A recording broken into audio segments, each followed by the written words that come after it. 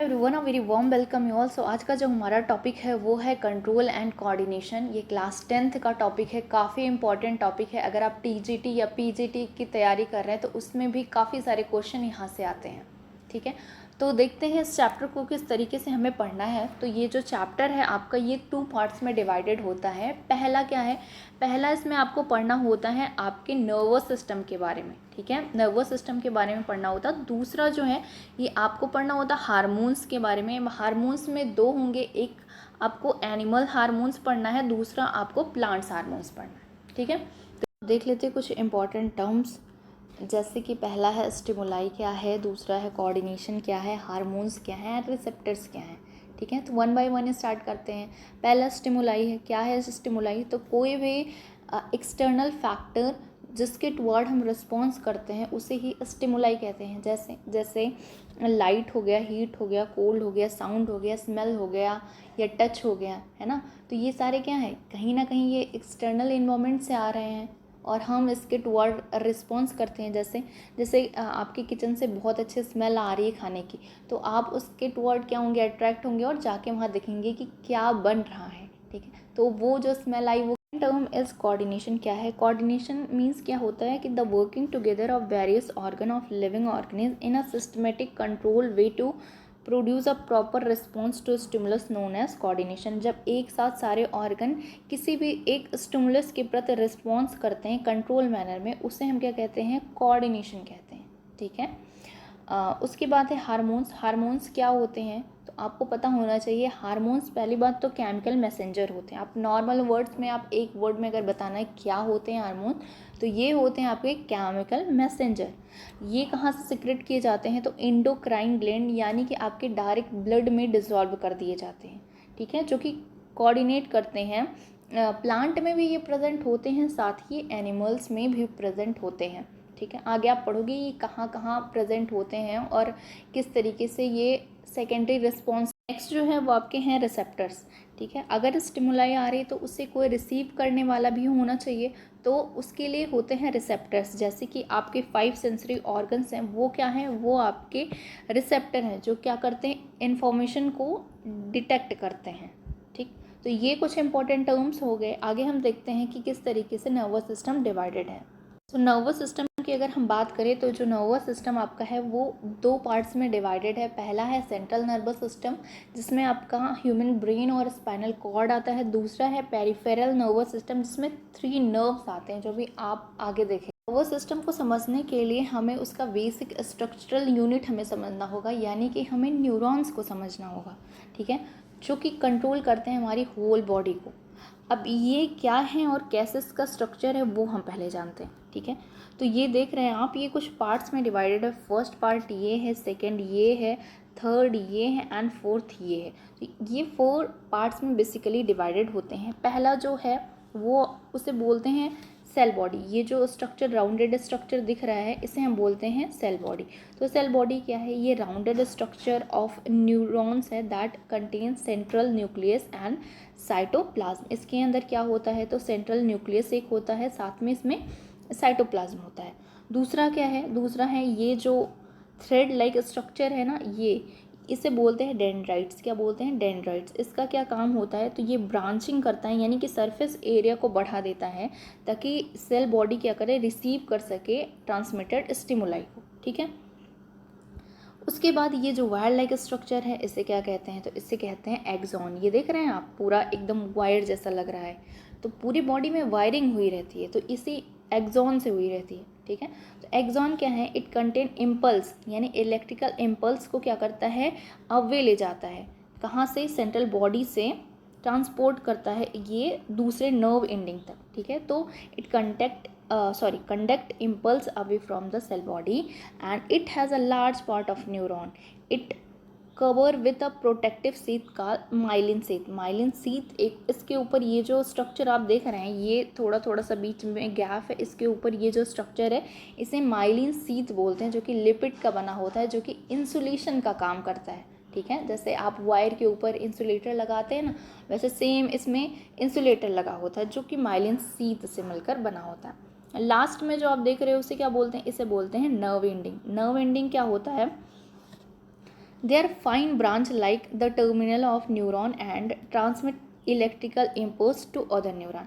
यानी फिर से यहाँ से ये जो डेंड्राइट्स आप यहाँ देख रहे हैं, ये चीज़ यहाँ पे फिर से ये डेंड्राइट्स यहाँ पे होगी और फिर से ऐसे ऐसे करके ये लॉन्ग चेन बनी होती है न्यूरॉन्स की, उसी से आपका नर्व फाइबर बनता है। ठीक है, तो ये बात होप आपको समझ आई होगी कि नर्वस सिस्टम क्या है। नर्वस सिस्टम जो है वो न्यूरॉन से मिलकर बना है। न्यूरॉन का स्ट्रक्चर हमने देखा कि इसमें कुछ इंपॉर्टेंट स्ट्रक्चर हैं, क्या क्या हैं, तो ये 4 स्ट्रक्चर हैं। पहला सेल बॉडी है, डेंड्राइट्स हैं, देन एक्सॉन है, देन नर्व एंडिंग्स हैं। ठीक है, अब हम देख लेते हैं फंक्शन ऑफ न्यूरॉन क्या है। तो पहला है regulate voluntary and involuntary movement of human body. यानी कि ये वॉलेंट्री और इनवॉलेंट्री मूवमेंट्स को क्या करते हैं, रेगुलेट करते हैं, कंट्रोल करते हैं। क्या होते हैं voluntary movements and involuntary movements? तो वॉलेंट्री मूवमेंट्स वो मूवमेंट होते हैं जो हमारे कंट्रोल में होते हैं, जिससे हम कंट्रोल, जैसे हमें यहाँ से वहाँ जाना है, तो ये कैसा मूवमेंट है, ये है आपका वॉलेंट्री मूवमेंट। इनवॉलेंट्री क्या है? इनवॉलेंट्री मूवमेंट वो है जिसे हम कंट्रोल नहीं कर सकते, जैसे डाइजेशन हो गया, सर्कुलेशन हो गया। क्या आपके कह देने से ब्लड फ्लो होना बंद हो जाएगा? नहीं होगा ना। तो ये कैसा है, ये इनवॉलेंट्री मूवमेंट है। दूसरा है कि ये कंट्रोल करते हैं क्या, इंफॉर्मेशन को, कलेक्ट करते हैं इंफॉर्मेशन को outside through the sense organ. जितने भी सेंस ऑर्गन है, 5 सेंस ऑर्गन से ये क्या करते हैं, कलेक्शन करने का काम करते हैं इंफॉर्मेशन को, फिर उसके बाद उसको समझते हैं, फिर उसके अकॉर्डिंग ये रिस्पॉन्स करते हैं। उसके अलावा it help in reasoning and thinking. Reasoning and thinking यहीं से आता है, कहाँ से, आपके न्यूरॉन से। उसके बाद है इट कंट्रोल रिफ्लेक्स एक्शन। जो भी रिफ्लेक्स एक्शन होते हैं, जो तुरंत आप रिस्पॉन्स देते हैं, उसे रिफ्लेक्स एक्शन कहते हैं। ठीक है, बिना किसी सोच समझ के आप रिफ्लेक्स, जैसे आप गर्म तवे को छू दो, आप तुरंत हाथ हटा लेंगे, तो क्या है ये है आपका reflex action. It enable us to remember thing. आप चीज़ों को मेमोराइज करते हो, है ना, तो ये भी किसके थ्रू, आपके न्यूरॉन्स के थ्रू। ये कुछ इंपॉर्टेंट इसके फंक्शन हो गए। ठीक है, अब देख लेते हैं वर्किंग कैसे है। ठीक है, तो वर्किंग कैसे है न्यूरॉन्स की। तो सबसे पहले कोई इन्फॉर्मेशन आया, रिसेप्टर ने उसे रिसीव किया, वो क्या होता है, इलेक्ट्रिकल इम्पल्स के फॉर्म में वो कन्वर्ट कर दिया जाता है। अभी आपने ऊपर देखा था कि जो डेंड्राइट एंड है, ठीक है, जो ब्रांच ऐसा थ्रेड लाइक स्ट्रक्चर था, ठीक है, वहाँ पे आके क्या होता है, ये इलेक्ट्रिक इम्पल्सेस छोड़ दिए जाते हैं। वहाँ से ये डेंड्राइट जो है वो सेल बॉडी को देता है। सेल बॉडी कहाँ भेजता है, ये आपके एक्सॉन में भेजता है। ठीक है, एक्सॉन से वो सीधा जाता है कहाँ पे, नर्व एंडिंग आपने देखी थी, वहाँ पे जाता है। वहाँ पे एक गैप होता है जिसे हम बोलते हैं स्नैप्स।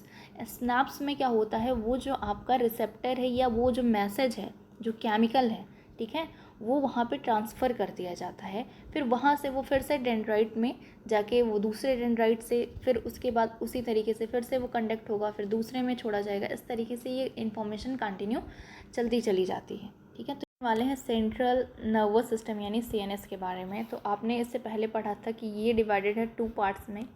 पहला है आपका ब्रेन, दूसरा है आपका स्पाइनल कॉर्ड।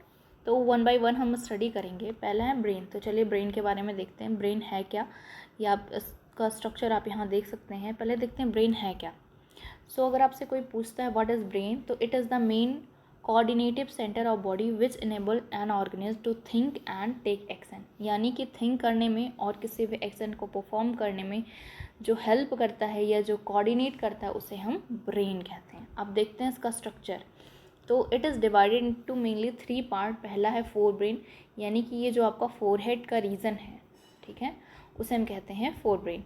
और इसमें ऊपर का जो भाग होता है उसे हम कहते हैं, ये डोम लाइक स्ट्रक्चर जो होता है, ठीक है, इसे बोलते हैं सेरिब्रम, जिसमें रीजनिंग और लॉजिकल थिंकिंग ये सारी चीज़ें होती हैं। सेकेंड है आपका ये मिड ब्रेन। कहाँ है, तो ये हाइपोथैलेमस पिट्यूटरी ग्लैंड के पास, यहाँ बीच में पाया जाता है। ठीक है, उसके बाद है हाइंड ब्रेन, इसमें पॉन्स, मेडुला एंड सेरिबलम पाए जाते हैं। तो ये हैं, और ये जो है ये आपका दूसरा वाला पार्ट है, यानी स्पाइनल कॉर्ड है। तो देखते हैं कि जो हमारा ब्रेन है वो डिवाइडेड है fore brain, mid brain and hind brain में। फोर ब्रेन क्या है, ये लार्जेस्ट पार्ट है and main thinking part of the brain which receive sensory impulses.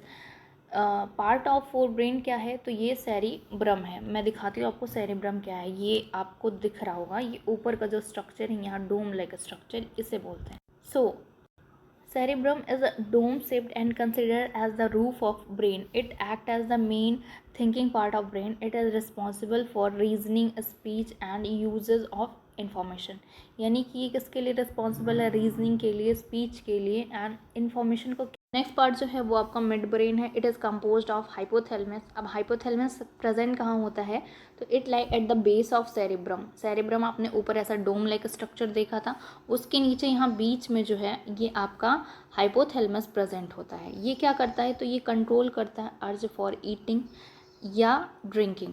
जब आपको प्यास लगती है या आपको कुछ खाना है तो इसको कंट्रोल करने का काम आपका हाइपोथैलेमस करता है। या फिर आपको कितने देर से सोना है, इसकी जो साइकिल होती है वो भी कंट्रोल करने का काम कौन करता है, हाइपोथैलेमस। सो यहाँ पे आप देख सकते हो इजली, ये है आपका हाइपोथैलेमस, ये जो रीजन है ये है आपका हाइपोथैलेमस। जो है आपका हाइंड ब्रेन है, यानी पीछे का जो भाग है उसे बोलते हैं hind brain. It provide a connection between spinal cord and the rest of brain. It composed of 3 part. ये क्या करता है, spinal cord and rest of brain को क्या करता है, कोऑर्डिनेट करवाता है या कनेक्ट करवाता है। तो ये डिवाइडेड है 3 पार्ट्स में। पहला है cerebellum, medulla and पोन्स।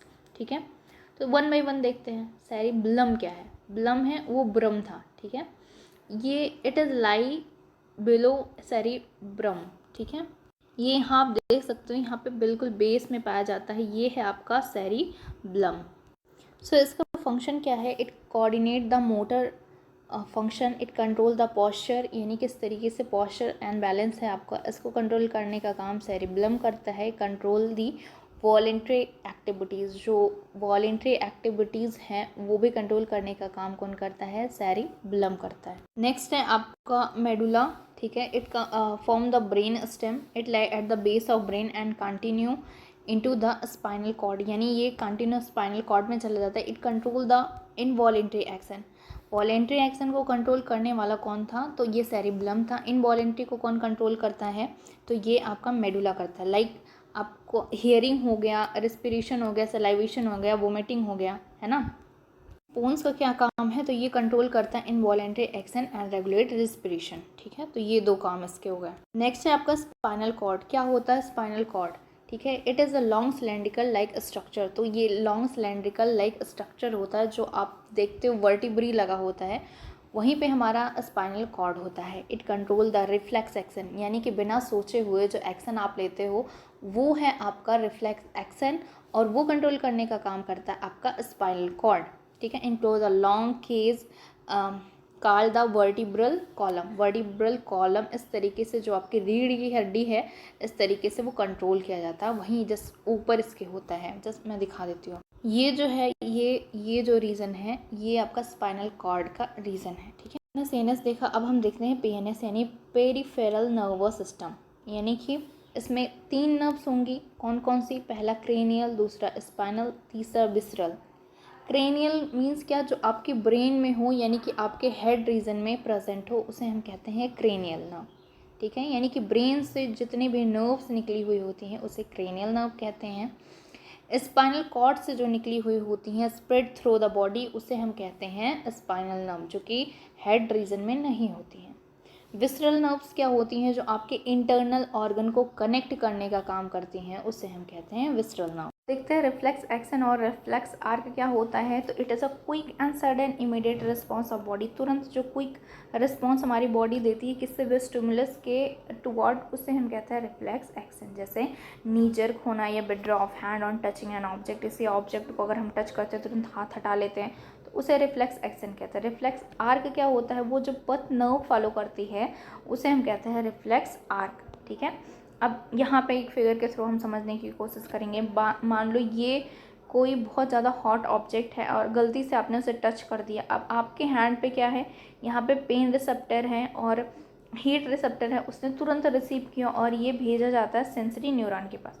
Sensory neuron भेजता है किसके पास, स्पाइनल कॉर्ड के पास। स्पाइनल कॉर्ड तुरंत रिस्पॉन्स देता है किसके पास, मोटर न्यूरॉन्स के पास। अब ये मोटर न्यूरॉन क्या करता है, जो भी इफेक्टर मसल्स होती है उसको हटाने के लिए तुरंत बोलता है। ठीक है, तो तुरंत हाथ हट जाता है। तो इस तरीके से चलता है। तो सेंसरी न्यूरॉन जो है वो क्या किया अभी कि ये सेंस करता है। ठीक है, यानी कि ये सेंसरी न्यूरॉन क्या करता है, एनवायरनमेंट से स्पाइनल कॉर्ड के पास ले जाता है। और मोटर न्यूरॉन क्या करता है, ये स्पाइनल कॉर्ड से आपके इफेक्टर मसल्स तक लेकर आता है इन्फॉर्मेशन।